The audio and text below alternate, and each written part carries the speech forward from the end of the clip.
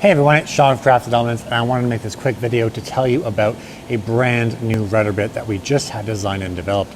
We were actually looking for a bit on the market to serve this purpose, which is to use our router templates with thicker stock.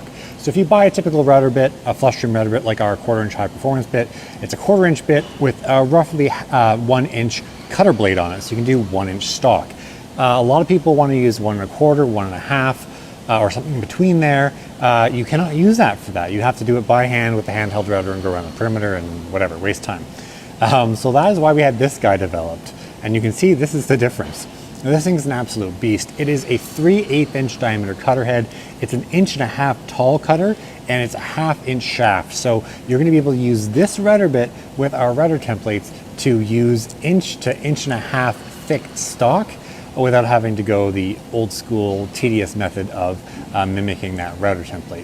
Now these things are not cheap, obviously. They do have our cool cut system to make them last a little bit longer, but they are absolute beasts. So if you're looking to use our router templates with thick stock and an inch standard cutter bit is not going to do it, then check out the new XL flush trim cutter bit at craftedelements.com.